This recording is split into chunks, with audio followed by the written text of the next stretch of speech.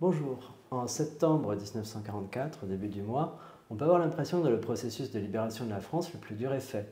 Les armées de Normandie ont libéré Paris à la fin du mois d'août. L'armée de Delattre a remonté le sillon rhodanien, libérant facilement Lyon.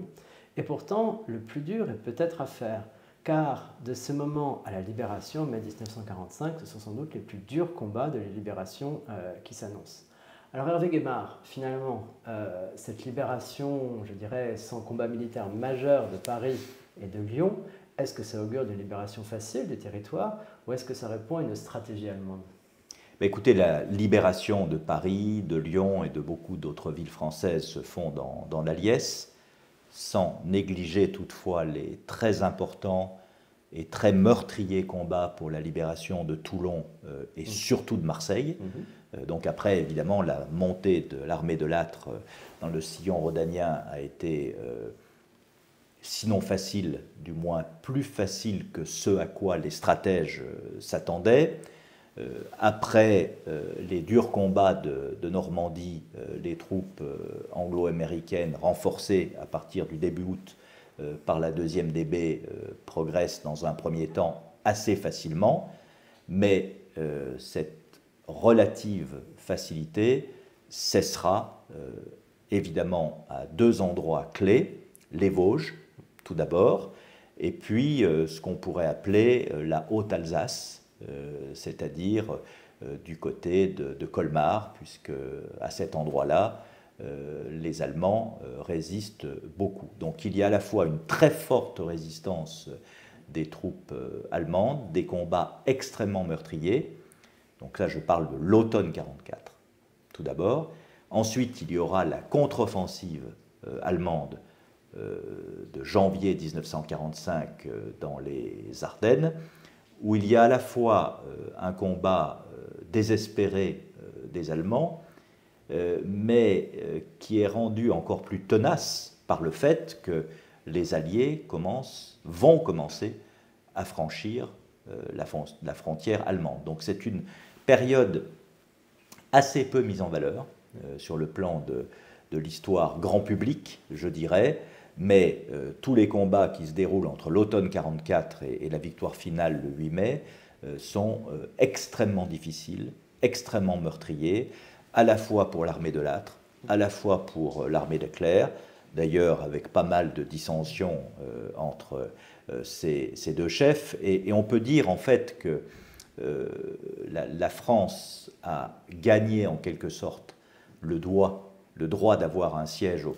comme membre permanent du Conseil de sécurité des Nations Unies par la vaillance de ses troupes dans cet automne 44 et ce printemps 45, que symbolise l'arrivée des Français sur le nid d'aigle d'Hitler à Berchtesgaden, puisqu'il y a un certain capitaine de Boissieu, qui n'est pas encore général, qui n'est pas encore le gendre du général de Gaulle, qui est un des premiers à arriver dans le nid d'aigle à Berchtesgaden. Donc c'est une épopée assez magnifique, mais extrêmement meurtrière, et beaucoup de héros tomberont pendant cette campagne.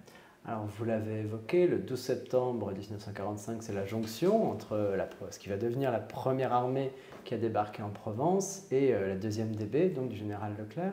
Alors comment se produit cette rencontre finalement entre des personnalités aussi fortes que Leclerc, Delattre, de Tassigny, sans compter les grands seconds comme Montsabert?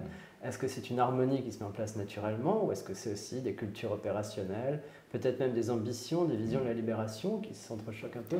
C'est forcément complexe, c'est une histoire d'homme. Delattre est un officier, j'allais dire, traditionnel, qui a été un grand patriote, qui a été dans l'armée d'armistice jusqu'en 1942 à Montpellier, qui a tenté de résister aux Allemands, lui, quand la zone dite libre a été envahie, qui ensuite est parti à Alger, qui a participé à la reconstruction de l'armée d'Afrique avec le général Juin.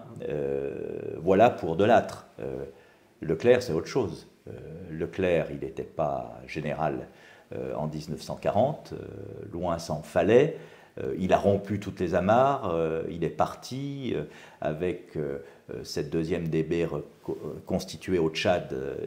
Il a fait un parcours absolument formidable, promettant de ne pas déposer les armes avant que les trois couleurs flottent sur la cathédrale de Strasbourg. Il débarque ensuite, il ne participe pas au débarquement de Provence, comme le 15 août 1944, comme De Lattre et sa première armée. Lui, il débarque début août en Normandie avec sa deuxième division blindée.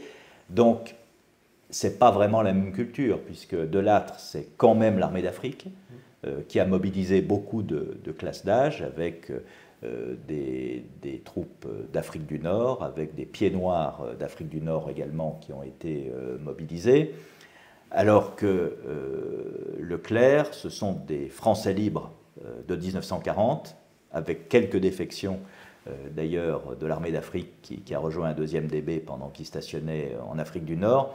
Ce n'est pas les mêmes hommes, ce n'est pas la même culture.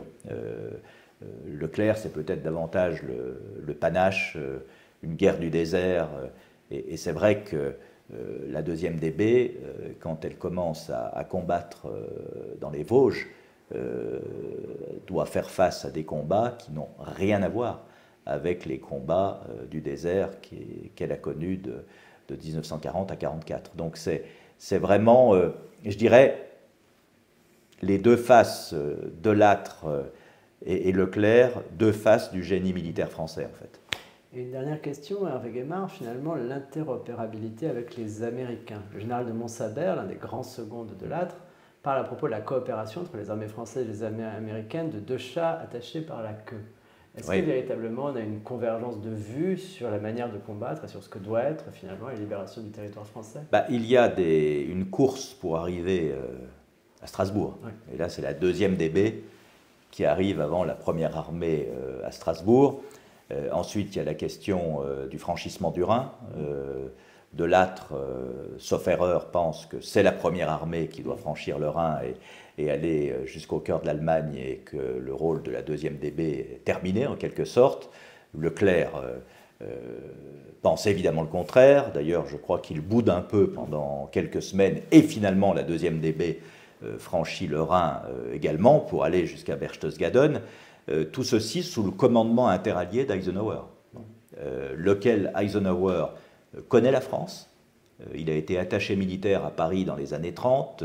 Il a eu des rapports un peu rugueux, mais finalement confiants avec De Gaulle. Donc je pense que, évidemment, qu'on est dans une sorte peut-être de désordre créatif, mais finalement, Eisenhower, De Gaulle, De Lattre, Leclerc, finalement, ça n'a pas si mal fonctionné. Merci beaucoup Hervé Guémard d'avoir rappelé ces dures semaines, ces durs mois de combat qui ont suivi la liesse de la libération de Paris et qui, comme vous le rappeliez, ont été absolument indispensables, non seulement pour parachever la libération du territoire français, mais aussi par-delà pour inscrire la France au rang des vainqueurs de la Seconde Guerre mondiale. Merci beaucoup.